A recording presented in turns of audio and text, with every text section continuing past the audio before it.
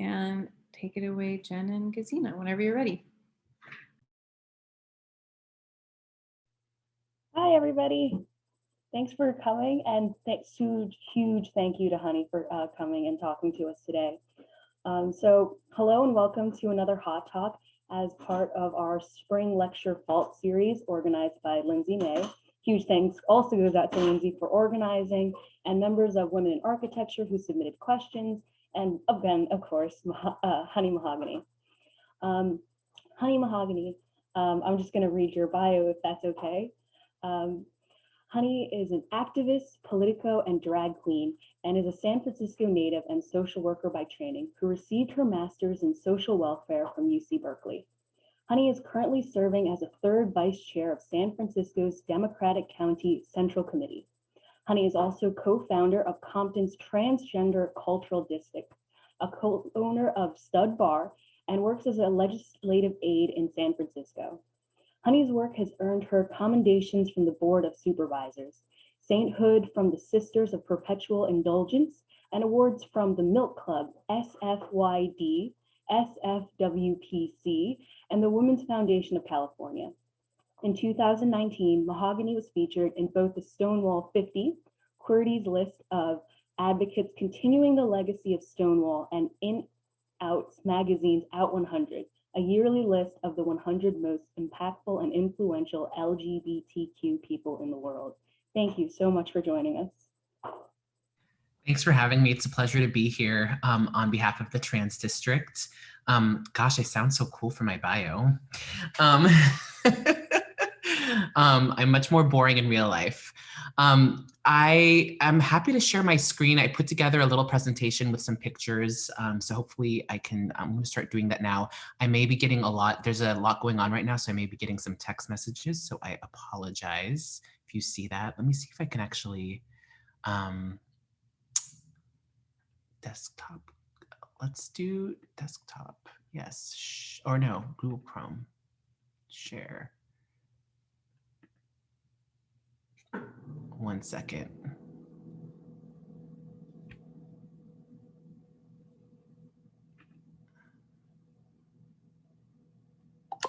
There we go.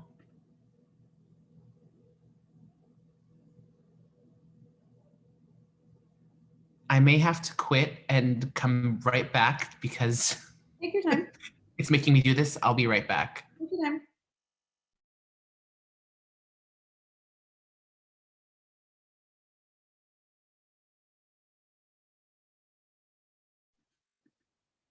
So how's everyone's semester going? We just have this great opportunity to actually catch up for a few minutes.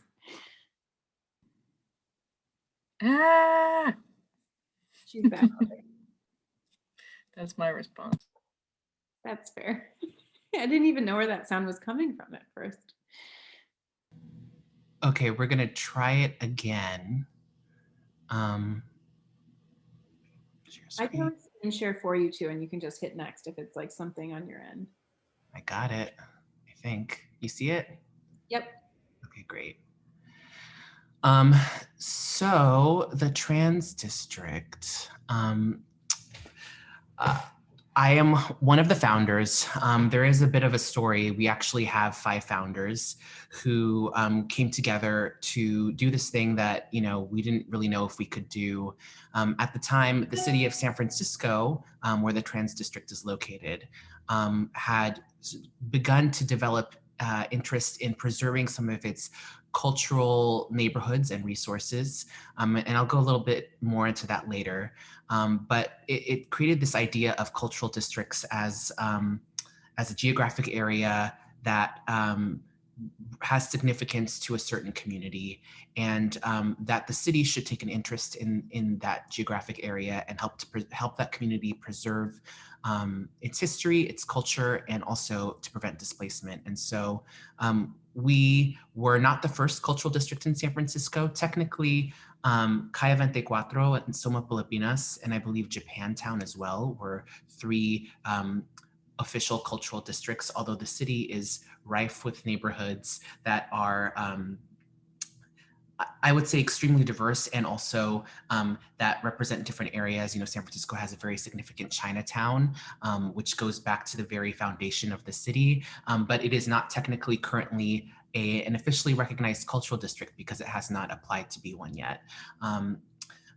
But so similarly, we have, you know, an Italian district in North Beach, and we have and the Fillmore is also a traditionally African-American district that has not yet applied for cultural district status. But in the city of San Francisco, it is very much encoded into our city charter at this point. We've written it into the charter, and it has a process that defines what a cultural district is. And more recently, with the passage of Prop E a few years ago, we also have earmarked a portion of our city's hotel tax as a way of sustaining those cultural districts. So that's just a framework of, you know, what the trans district is. It's an area in San Francisco specifically focused on the transgender community, and it's about preserving the history of the neighborhood, preserving trans institutions, and also preventing the continued displacement of trans people. And again, I'll talk a little bit more about that later. I was already introduced, so I think we can skip over my intro here, but I do use she, they pronouns. A little bit about San Francisco's history. So San Francisco can date itself back to the gold rush. You know, it was founded sort of at a time when there was, it was just a very different time. And folks there were predominantly, you know, white people who had come to San Francisco to look for gold, but there was also a lot of Chinese people who also came at that time to work on the railroad and also look for gold. However, there was a lot of discrimination that happened. You know, Chinese people and people of Asian descent were actually prohibited from owning property and from actually even operating certain businesses and participating in our local economy. And so they really had to sort of segregate themselves off into a portion of the city that we now call Chinatown. And I bring this up because of the cultural district connection. And it's really interesting that Chinatown, when it was founded, because Chinese people were not allowed to be engaged in many different parts of our economy at that time, it's a sort of vice district, and made a lot of, and actually Chinatown made a lot of money doing that through gambling and through, you know, sex work and through drugs, and those things were very lucrative for the Chinese community. And in fact, when they saw that happen, when, you know, white San Franciscans saw that happening, they actually tried to put a stop to it. So they created an alternative vice district in North Beach and also in the Tenderloin, so that they could also profit from the vice industry. So San Francisco, that is San Francisco's origin, right? We have, and I mentioned this also because of what's happening right now in our country, you know, that sort of racism is really embedded into the bricks of our city and is an important part that we should acknowledge moving forward. And, you know, we are having a lot of tough conversations in San Francisco right now about what more we can do for the API community in terms of providing support, providing safety, and also acknowledging that institutional racism that does exist. San Francisco, even with that history, I think has been very forward thinking in general. A lot of social movements have come out of San Francisco. The beatniks, the hippies, the Black Panther Party, though not located in San Francisco, was right across the bay in Oakland.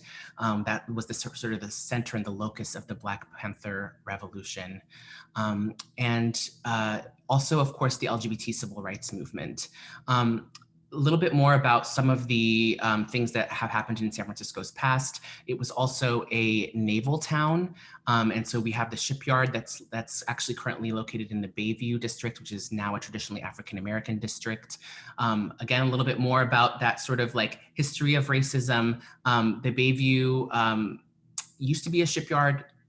A lot of African-Americans had jobs in the shipyard back then and were able to buy homes there. But unfortunately, with the shipyard came a lot of pollution. And that pollution did not get cleaned up by the Navy, and in fact got sort of covered up in reports, and has since made the population, some of the population there, very sick. People, children even today still suffer from things like asthma, cancer, and that also extends to Treasure Island.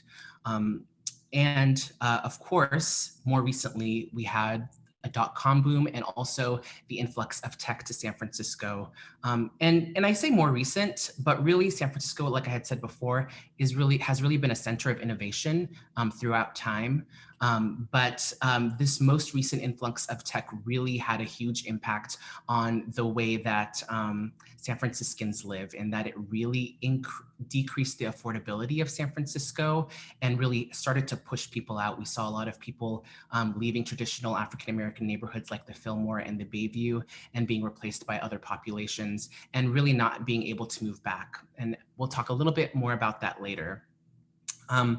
Obviously, San Francisco is known for the queer community. San Francisco has been, called the gay mecca of the world. And I think a lot of that has to do with the fact that we really helped to start a lot of the social movements when it comes to the LGBT community. A lot of people point to the Stonewall riots in 1969 as sort of the launch of the gay civil rights movement, but actually there were several other uprisings that led up to Stonewall across our country. Specifically in 1966 in San Francisco, we had the Compton's cafeteria riot, which is actually the first documented collective uprising of LGBT people in this country. Also in San Francisco, we had the imperial court system. Jose Sarria was a politician and drag queen who actually ran for supervisor before Harvey Milk, did not win, but because Jose at that time did not win, went on to found the Imperial Court System, which actually was the first LGBT nonprofit and fundraising institution in the world. So that started in San Francisco. Now they have chartered clubs all over the globe, and it continues to raise money today.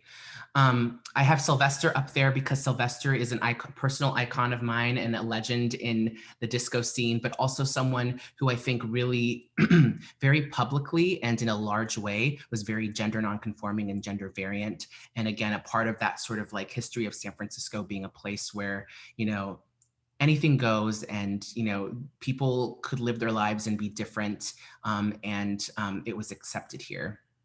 And then sort of to the right of Sylvester, there's a picture of the Coquettes, which is a legendary drag troupe, which speaks very much to San Francisco's drag scene. And then the Sisters of Perpetual Indulgence, also an international organization at this point with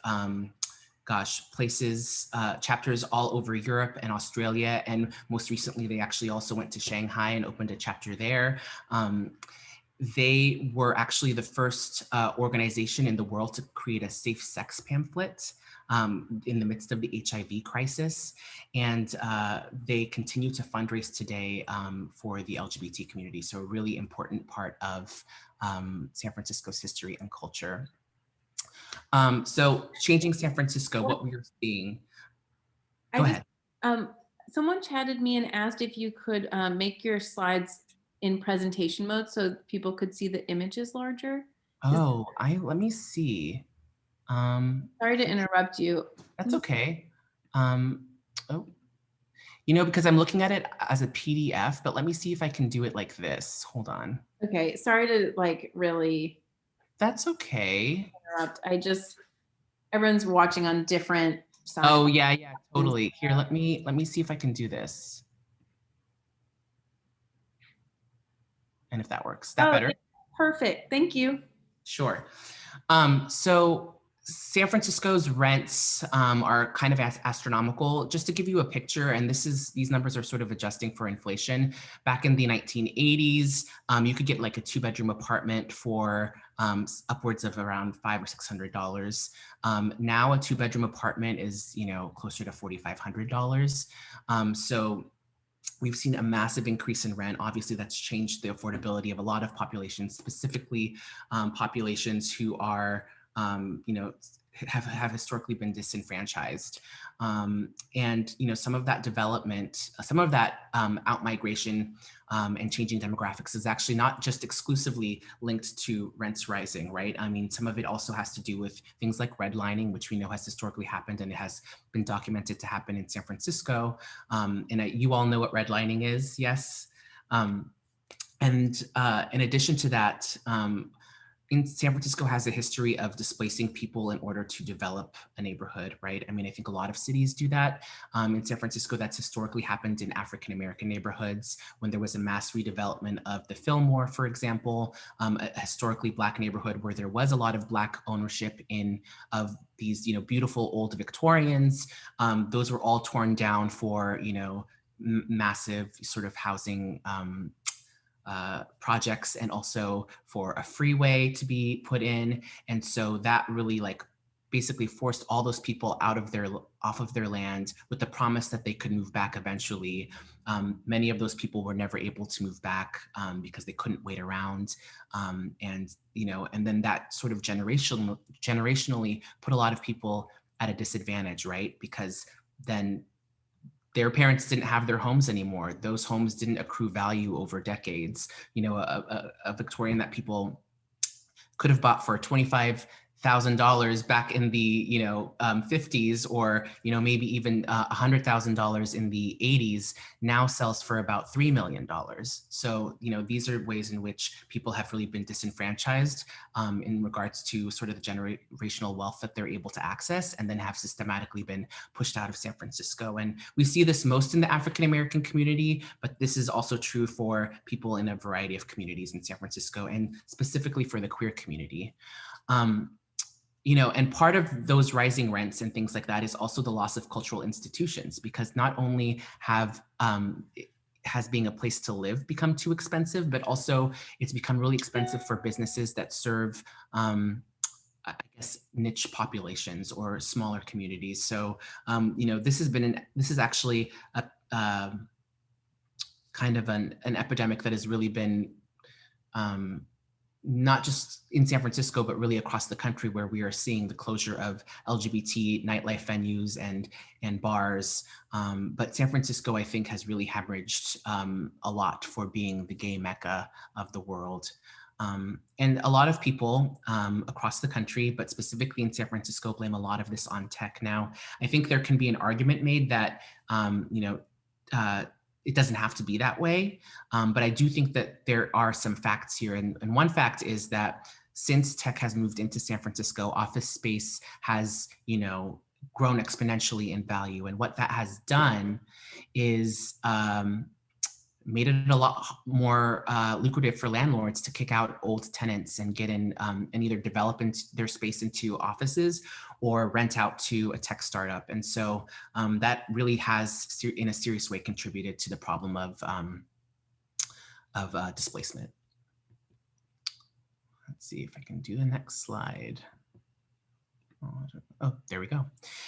So I wanted to talk a little bit more specifically about the Tenderloin. Earlier, I did mention that the Tenderloin and North Beach were sort of initially white people's answer to Chinatown, right? And that they wanted to monopolize on the vice industry and create a part of the town where those activities were accessible, but also controlled by, the white patriarchy, and so they created the Tenderloin. The Tenderloin today still carries a lot of that legacy. It is still a containment zone. It is a place where even now you regularly and in a very visible way see open air drug dealing. I mean, sometimes certain parts of the Tenderloin are filled with probably like 50 or 60 drug dealers at a time. It's kind of shocking to see. It is also a place where historically that has been used for sex work, specifically for the queer community and for the trans community.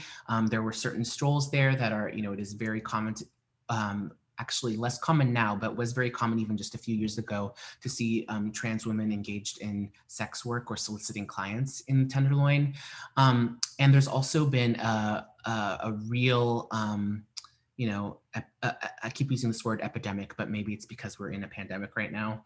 But there was a real epidemic of homelessness in San Francisco. At one time, the Tenderloin is about 50 square blocks. We counted 400 tents of people living on the street within those 50 square blocks, which is a huge percentage of San Francisco's total homelessness population. That's about 10 people per block.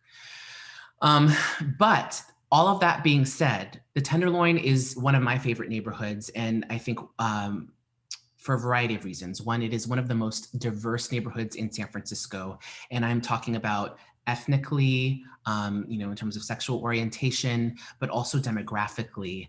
The Tenderloin has one of the highest concentrations of seniors out of anywhere in the city, highest concentration of people with disabilities, also the densest concentration of children out of any other neighborhood in the entire city of San Francisco. Also a very high number of people living in single residency, single resident occupancy buildings like SROs. I included a picture of El Rosa, which has historical ties to the trans community, the Pink Hotel. The Tenderloin also, believe it or not, also has some of the wealthiest and also some of the poorest people living there as well. So just a tremendous amount of diversity and also a lot of heart. A lot of people, the people in the center picture are people who work in the community to really improve conditions on the streets of the Tenderloin, to look out for one another, have started park initiatives and health initiatives, and really you go into the Tenderloin and you really don't feel like you're alone. A lot of people come to the Tenderloin out of exiting incarceration because there are a lot of buildings there, including the Compton's cafeteria building, which is now actually a halfway house and is owned by a private prison company and is a way for them to sort of allow their former prisoners to transition into civilian life. So a lot of people end up being there at the lows of their life, and that has been true historically, and are able to find the support that they need in the Tenderloin and able to build community. So it's a really, really special place. Now, to talk specifically about the trans district, and I know I'm running a little short on time here, but I thought that context was really important to the story of the trans district. So I'm just going to read you the mission. The mission of the trans district is to create an urban environment that, and I'm going to move this, that fosters the rich history, culture, legacy, and empowerment of transgender people and its deep roots in the southeastern Tenderloin neighborhood. The transgender district aims to stabilize and economically empower the transgender community through ownership of homes, businesses, historic and cultural sites, and safe community spaces. So, this area encompasses about 6 square blocks in the Tenderloin in the center of San Francisco. And the way that we sort of defined this was we looked at where the densest population of specifically TLGB, putting trans first, sites in the city were. And we found that many of them were located right here in this area, and that the Compton's cafeteria site was really at the center of that activity. I want to talk a little bit about the process of what it took to establish the cultural district. Again, we weren't sure that we would be able to do it. I think what we were let's see what happened.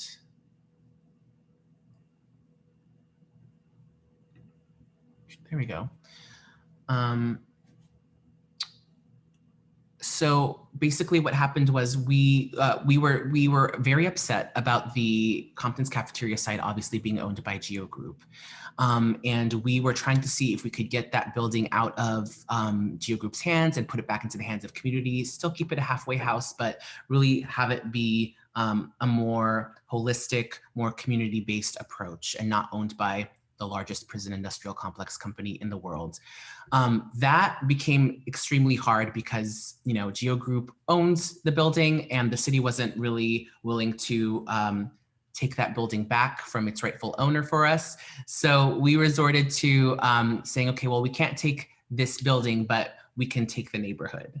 And we did that by really leveraging the loss of our cultural spaces.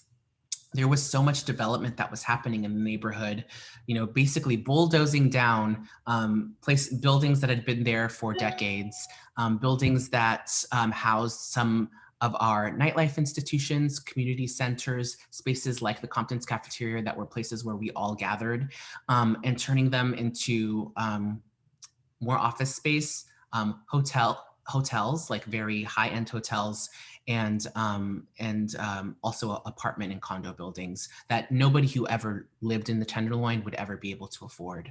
And so we actually lodged a complaint and got involved in the EIR process and went to the planning department and said that, they need to consider the fact that they are not only demolishing LGBT historical assets by creating this project, but that they are also, in effect, displacing LGBT people and continuing to displace LGBT people from the Tenderloin, and that the economic impacts of that development were going to have a significant impact on the neighborhood and its livability for some of our most vulnerable citizens. And so we were able to negotiate with the developer and have them donate towards the creation of the cultural district, provide some seed funding, and help us get started. And so we did that. We were able to establish the district. We continue to negotiate with developers who are moving in, advocating for more affordable housing to be included in those projects, advocating for ground floor space for community initiatives and community businesses, and then also asking them to donate money to trans and LGBT causes within the neighborhood so that, again, they could sort of shoulder the impact of that development. So what is the Trans District doing now? The Trans District is doing several different things. It's kind of, really the vision has come to fruition. It is currently providing housing opportunities for trans tenants, subsidizing rents in nice, livable apartments for trans people in the Tenderloin, but also outside of the Tenderloin and across the city. The Transgender District has also launched an Entrepreneurship Accelerator, which basically provides some training for people who have an idea about a business and then provides additional seed funding for those who complete the training. It has a visual storytelling project, which basically tells the story of transgender people living in who live in San Francisco and specifically the Tenderloin. It's on YouTube. They also have done a visual campaign across the city, raising awareness of the Trans District, and they've also partnered with the CBD, or Community Benefits District of the Tenderloin, to do placemaking throughout the neighborhood, including putting up trans flags, decorating some of our big belly trash cans with appliques created by trans artists. And also more recently, earlier last year, we created this big Black Trans Lives Matter mural at the center of Turk and Taylor, which is a huge intersection in San Francisco. And it's also the location of the Compton's cafeteria site. The Trans District also has a community advisory board of trans people who live in San Francisco and specifically the Tenderloin. And it also recently completed its Cultural History, Housing, and Economic Sustainability Strategies Report, or CHESS report, which basically, working with community members through town halls, has basically written a plan for the Trans District, identified some of its most important assets, and also a plan for how the community would like to see the Trans District complete its work and move forward.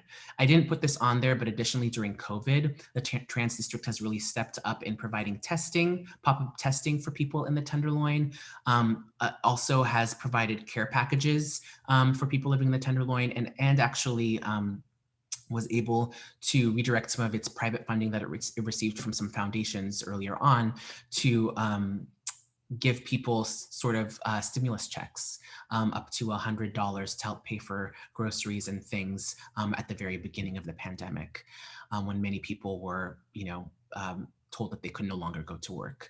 So those are some of the things that the Trans District has done. I think that's the end of my slideshow.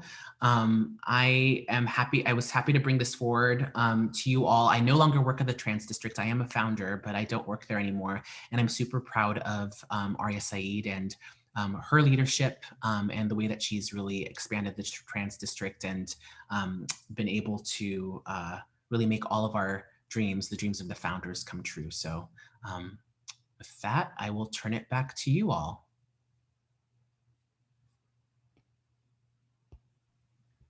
Thank you so much for your presentation. If you don't mind, we'll start asking some of the questions that we had. Sure. And should I stop sharing screen? Sure, yeah. Yeah. Also, if people have other questions, please feel free to add them in the chat. So one of the questions that we got from one of our students is, Transgender District San Francisco is a powerful model for how defining representative space can be helpful for empowering marginalized communities. The resistance to the formation of cultural districts that you mentioned is a testament to how powerful they can be. How do you envision this model or the lessons from it being adapted to other places? Well, we are actually doing that now. So I know that the Trans District is working with a couple other cities. I believe Austin is one of them, where they are basically creating some sort of toolkit to, and also going over there to train folks on how to start their own trans district in other places.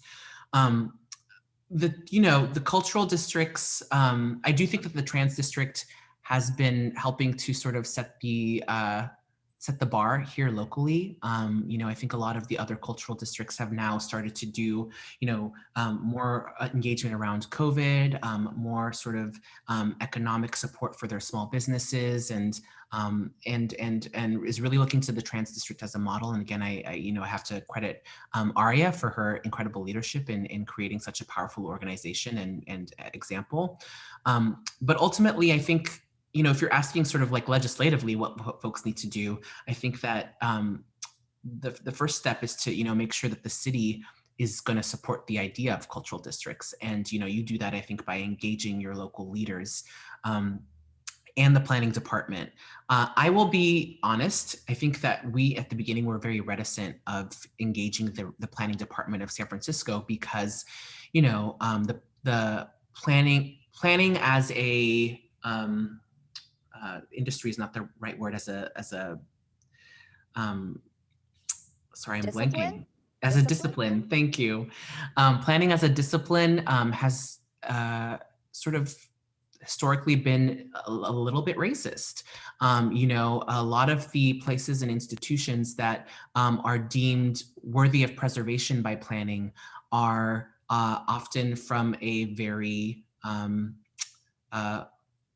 white perspective, right? I mean, and you see this in places like in the South where, a lot of times the mansions of the plantations are preserved and, get a plaque, and people aren't allowed to demolish them or change them. But, we kind of bulldoze over the slave quarters and, any of the, indigenous sort of areas and burial grounds, that is all game to be sort of destroyed and developed on top of. So we were very concerned, I think, in engaging the planning department initially and having them, and in fact, lobby to get them not in control of this whole cultural district process and put it under the Mayor's Office of Housing and Community Development, because we wanted it to be seen as an anti-displacement measure and to come from that sort of perspective.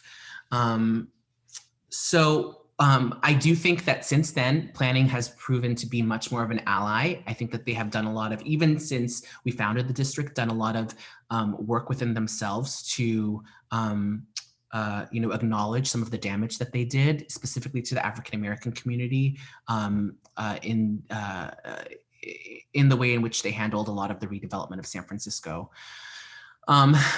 So that being said, engaging with your city departments, knowing who your allies are, getting your city council or board of supervisors or your mayor to, initiate a process where you are defining what cultural districts are and what powers the city gives them and importance the city gives them in your city charters, so that they have real, I think, just power in being able to claim a space and then work to preserve it. Thank you. And going off of the same vein with political and working with that, another question asked was, transgender district's existence and a lot of your work is necessitated by the fact that conventional political and social structural systems are not designed to account for the needs of people of the trans community, among other marginalized groups.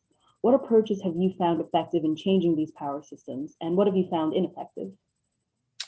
That's a really good question. I think that there are a lot of approaches that you can take, and I think you need all of them.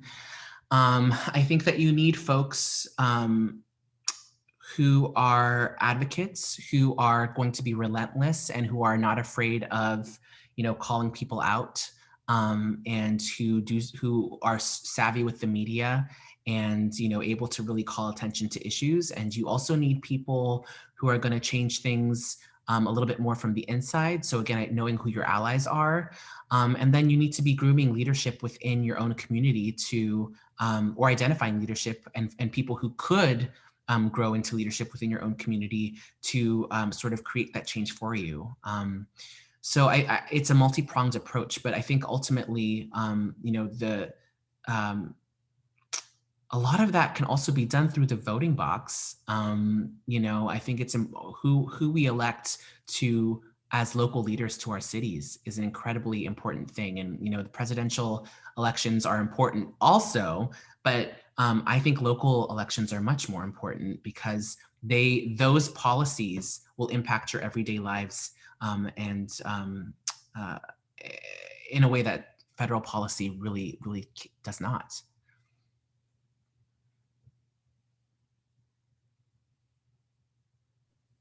We can take Lindsay's question from chat if you want to go and read that out loud, Jazine, or Lindsay. I can read it. And no pressure to take this question, Jen, over student questions, and maybe there's a student question that like dovetails into this, but I am curious about like the physical boundary of the district itself. How did you guys decide what the footprint was? I can imagine, but I don't want to, presume, what were the criteria for the landmarks that you were trying to include? Because, when you show the map, it's such a kind of tidy outline. Mm-hmm. Were there things outside that you wanted to include, or, how did you draw that boundary? And were there any differing ideas within the leadership of the transgender district or between transgender district and the planning office on how that footprint worked? How did that go down? That's an excellent question. There was a lot that went into sort of the size of the cultural district. I think we kept ours small, and I think we have the smallest cultural district in the city of San Francisco. I think the city has like 6 or 7 of them now, maybe 8. And, for example, Soma Pilipinas, which is the Filipino cultural district, we actually overlap with them by on that little strip down 6th Street. They are basically all of Soma, which is a huge area. Whereas we are just, like I said, 6 square blocks. And we kept ours small because we really, initially, because we wanted to be able to, that was where the highest concentration of LGBT resources were located, but also because we felt it was more important to concentrate on a smaller area where we'd be able to make a bigger impact. I think we felt like if the area was too big, we would be less visible. We wouldn't be able to be as visible as we are now. We wouldn't be able to get as much placemaking done in a visible way, and that we would sort of get lost in the sort of, hubbub of being downtown. We also felt like the greater geographic area that we encompassed, the less seriously that folks were going to take us in negotiations with developers, because we would have, it would be a bigger pie. And so taking out a smaller piece of that pie would be taken less seriously than taking out a big piece of a smaller pie. You know what I'm saying? So those were some of the factors in which we used to define how big it was going to be. But really the sort of the size of it, yes, we said, okay, well, we really want to make sure that these institutions are included. We actually went up like kind of like a quarter half block to include Glide Memorial Church, which has a connection to the Compton's cafeteria riots as well, and does a lot of important work within the community. yeah, and we wanted to go down 6th Street because of, again, many of the historical LGBT institutions that existed there, including, I think, the first ever LGBT center, which was located there, the, I believe the National Association of Lesbian Rights also was located there. So there's been a lot of, there were a lot of important things that we wanted to make sure made it into the district.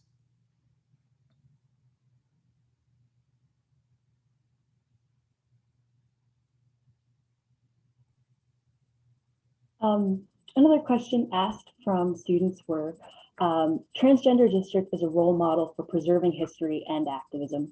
How have your own roles as a social worker and chair on the Democratic Committee shaped your shared vision for the district?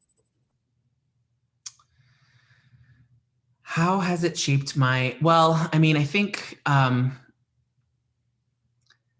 what my work as a social worker actually really did inform my participation in the transgender district. When I worked as a social worker, I actually spent some time working in the East Bay at the Rainbow Community Center. And so this is kind of 30 or 40 miles from the center of San Francisco, out in the suburbs, and then in the far reaches of that county, Contra Costa County, it gets pretty rural, actually. And what I saw happening was that there were people who were being displaced from places in San Francisco where they were being housed in affordable housing programs for whatever reason, and being pushed out and shipped out all the way to sort of the far reaches of the of Contra Costa County, Antioch, Pittsburgh, historically really sort of low income areas, but also very rural areas where there isn't a lot of public transportation, very few community resources. And specifically what this meant for trans people who were pushed out there was that, you know, they couldn't get to their appointments, their healthcare appointments or any other kind of appointments because there was no public transportation and they didn't have a car. It meant that they were stranded someplace where they had no community and no easy way of accessing community. It means they faced a lot of discrimination, weren't able to get jobs, and oftentimes ended up decompensating and resorting to, you know, substance abuse and sex work as a way of getting by. And so for me, you know, and I had we had people that were, you know, came to our center to receive support services who were suicidal, who again were decompensating. And, you know, I really saw it as sort of a life or death issue. You know, this displacement was literally putting people's lives in danger in a very serious way. And so that's why I got involved in the first place. And I wanted to really make sure that anti-displacement work was really at the center of the mission of the transgender district. You know, my role on the San Francisco Democratic County Central Committee has happened after founding the trans district. So I'm not sure how much it impacted it, but what I will say is that, you know, it's provided me, I do think it's important to engage politicians in these conversations and also the Democratic Party and political parties in these conversations, because unfortunately, a lot of times minority communities, especially right now, I think the trans community ends up getting used as a pawn and a scapegoat. And in a similar way that the API community is being used as that right now as well. But at the same time, like literally right now, there are more anti-transgender bills being considered by state legislatures than any time in our history. Topping, last year we had 79 anti-transgender laws being considered by state legislatures, and already this year we have over 80.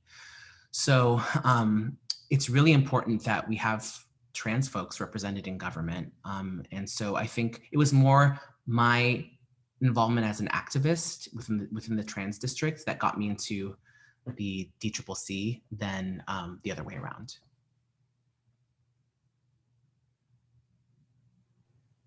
I think you touched on the first part of Julie's question a bit, but what were some of the challenges that you had in getting the organization up and running? And then what was your steepest learning curve in the early parts?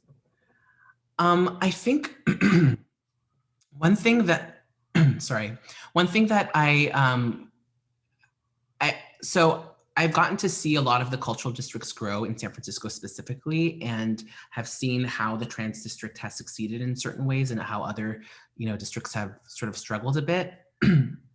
I mean, I think that definitely being able to engage the media is really helpful in building the story of what cultural districts are and in getting attention, because once you get that recognition, people start taking you more seriously. And unfortunately for trans people specifically, but also for other minority groups, they're oftentimes not taken as seriously as white organizations. And so being able to really, I think, create a name and a brand for yourself is really important. And being able to leverage the resources that you do have at your disposal is really important. Another thing that I found was really helpful for the trans district was keeping it small at the beginning, because you're going to need to remain agile and flexible and move quickly sometimes. And when you have too much bureaucracy and too many opinions at the table, it's sometimes hard to get stuff done. And, and this is not to say that you shouldn't have community process. Obviously, having community process is an incredibly important part of creating a cultural district. It's a key part of creating a cultural district. But when it comes to actually implementing one, having a smaller staff and having a smaller board that you can really utilize as a tool to get stuff done is really important.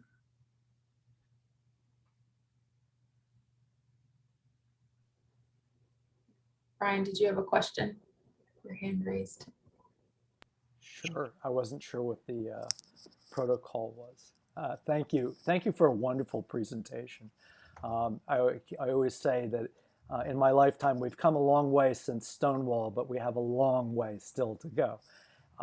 And one of the things that just sort of struck me is, it's kind of related to Lindsay's question about boundaries and about identification of the cultural district, is that these things tend to be fluid over time. When I first moved to Washington, D.C., if I said to a friend, I'm going to go down to DuPont Circle, that would likely mean that I was going to go to a bar, I was going to go to Lambda Rising bookstore, I was going to go participate in some LGBT activity down there. And that epicenter of LGBTQ life has shifted. It's moved further successively year after year further east. Right now, 17th Street is probably the most cohesive, vibrant for the older set, and for the younger set, it's even further to the east. But there is the identifying kind of landmarks that help you to understand that you've come into an area, you've claimed turf. So just really quickly, I Googled Boys Town in Chicago, which is another place where I used to live, and it has a very identifiable, and it's there on Google Maps. It's actually, you actually can see the boundaries of it. So my challenge to you guys is that, number one, is to continue this great effort to stake your turf, to make people aware of it, and work on Google. I mean, I see you have an anchor where it says the Transgender Cultural District, a little landmark there. But I think you have to get Google to trace off, at least tentatively the beginning boundaries of this district. So anyhow, just more of a comment, and excited about hearing the good work that you're doing in San Francisco. Thank you.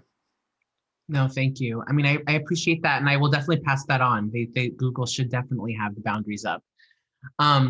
I did kind of hear something that I wanted to comment on in your comment, which is, that neighborhoods do change over time and shift. And, the Castro was not always the Castro in San Francisco. Before that, it was the lower Polk and Polk Gulch that were sort of the very queer neighborhoods.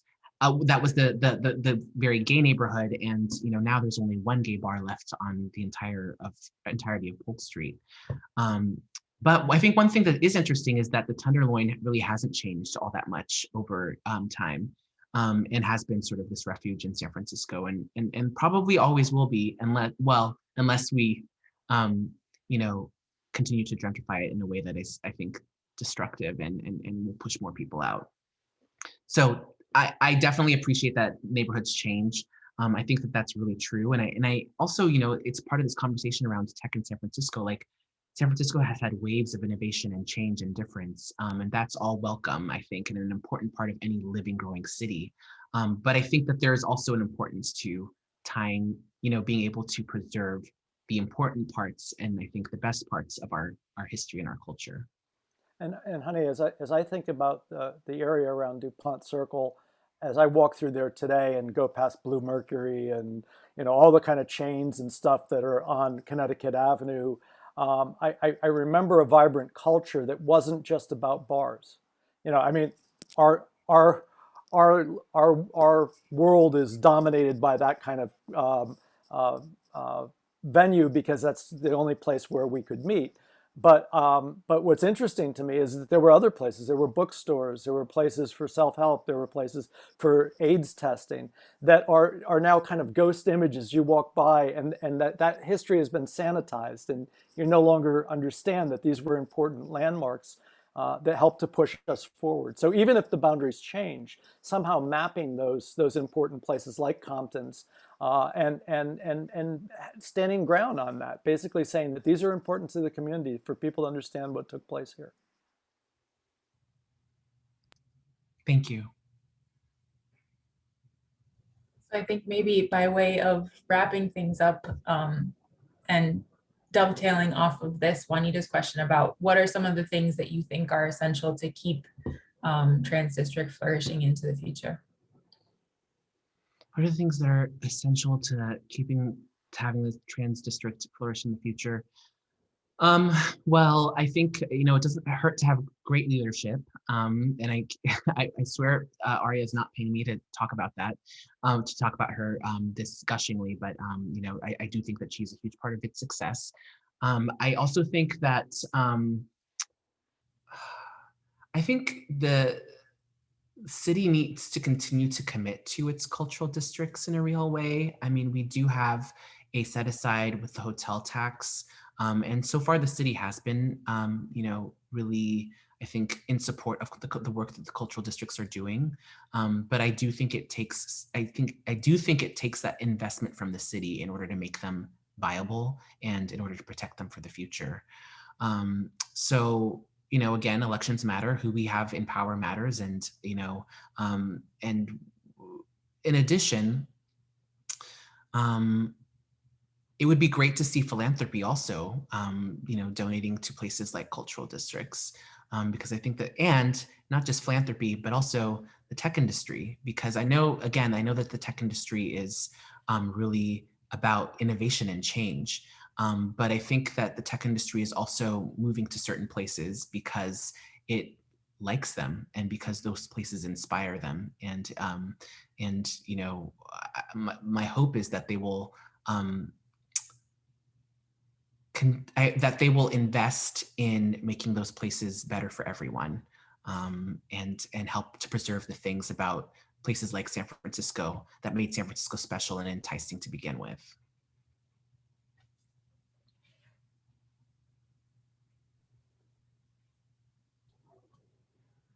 I think we're just about at time. But honey, thank you so much. This was a really rich discussion, and I think you covered a tremendous amount of ground that is particularly relevant to us as architecture students, but gives a lot of food for thought about how the breadth of how we should be thinking, right? Really involving a lot of the more social, political, policy aspects of things that are easy to ignore when you're trying to come up with a beautiful design. But thank you very much. And I'm sure we'll all be watching out for what's next. Well, thank you so much for your time, everyone. I appreciate you having me here and your kind comments. I do see them in the chat, and I wish you the best of luck, and look forward to seeing the world that you all create. Thank you. Thanks, honey. Bye. Bye. Thank you.